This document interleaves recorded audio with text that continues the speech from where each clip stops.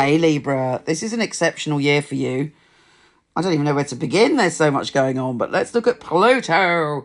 That is going through, or has changed and gone into Aquarius after years and years of being in Capricorn. It will nip back to Capricorn, completing a cycle of change around your home, security, and family. But for all of this year and the many years to come, Pluto wants you to redefine what happiness, pleasure, creativity, and joy is for you. You have this opportunity, which is ongoing, to really think about what makes you happy and having the courage to go through to get there and to make the changes you need to make to finally be happy. Now, the South Node, which is about the past, our past life destiny, is also in your sign all year. And there may be people, situations, weird coincidences, and people that you meet that you feel like you've known before. Now be careful, because it's a South Node, it's about lessons. So there may be uncompleted lessons, but certainly there's some very intense unions, meetings, and transformations coming up for you, which are deeply life transforming. And there also could be a massive and positive shift when it comes to your relationships. That might have already started to happen. Now, the first lunar eclipse with the full moon in your sign is on March the 25th. And this is about a big change. This is about you realizing that certain changes have to be made for you to be happy. You're surrendering, you're letting go, you're releasing, and you're going after what you want. And you're like, no, I'm going to speak my truth, particularly around relationships. You will be speaking your truth. You'll be expressing yourself, and you will be like, right, this is the way that it is. And the Sun and the North Node join forces on the 4th of April. And again, that's a very peak, important soul, important thing when it comes to your relationship. But the good news is on the 5th of April, Venus is going to help you with that. It's also in your 7th house, so it's very, very positive for your relationships.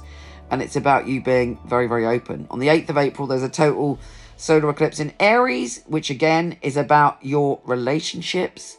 So I would imagine, certainly for the first half of this year, you're making changes, you're thinking about your relationships, you're super powered when it comes to your relationship, but there's going to be radical honesty around your relationships.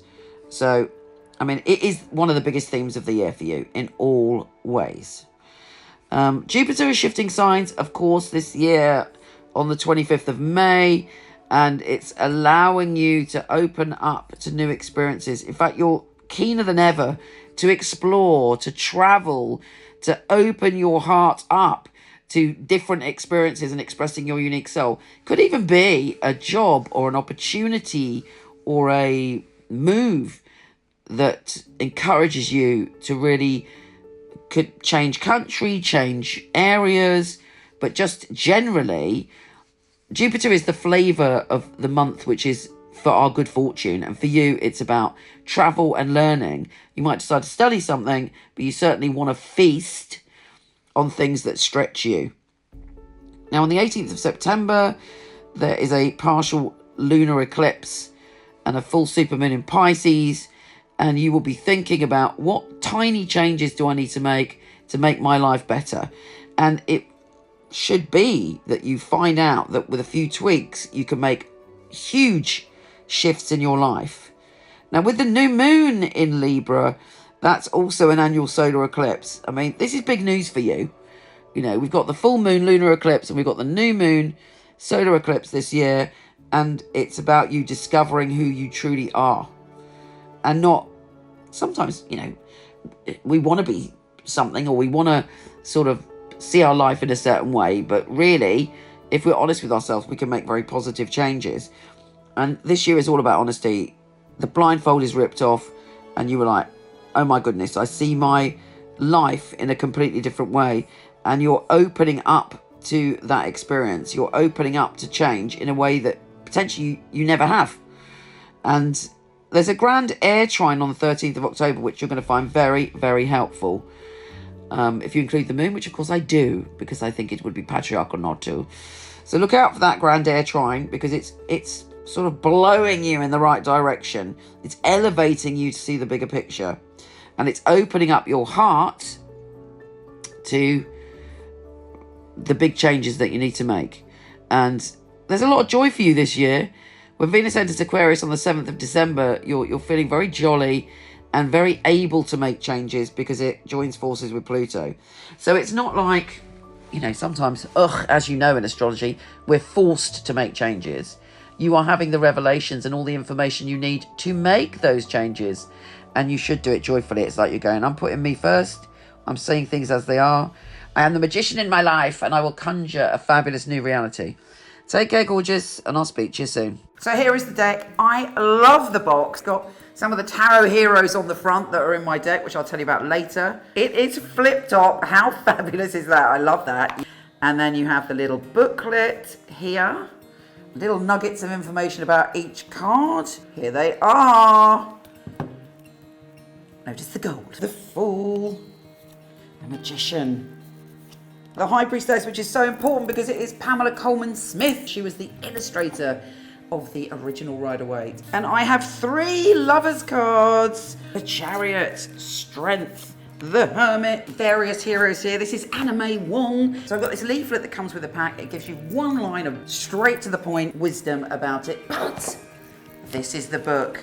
And I'm so pleased with it because what I aim to do with this deck is to inspire your own psychic ability, but also to empower you and uplift you every day with the message of the card. Let's take a look inside. In it, we've got the meanings and readings. All my knowledge is in this book, all my love and all my heart. I talk to you about my journey, and I talk to you, most importantly, about how to dive in and learn the tarot really quickly, because that's the way I roll. Very easy guide. I talk to you about reversals and how to empower yourself and feel the love of the tarot. And then there's a little space where you can do your readings. And at the back, really importantly, I talk to you about all the card characters, the amazing things they did in the world to inspire us. Just to give you a taster, let's pull a card to see what we've got. Well, that is a great card. The 9 of Cups, the Wish card. The most basic interpretation of the 9 of Cups is that you're being given a massive cosmic yes. This book is my life's work. I've been doing tarot basically from when I was born. It's been a lifelong passion, and you're always learning when it comes to tarot, and I've tried to put everything I know and all the magic and how you can learn quickly. You can get them from Amazon, Barnes & Noble, and potentially order them from your local bookshop and support your local bookshop. These carry my heart and my soul, and I thank you for being on this journey. You inspired me to do it because I wanted to have an inclusive deck. So I thank you for being my inspiration.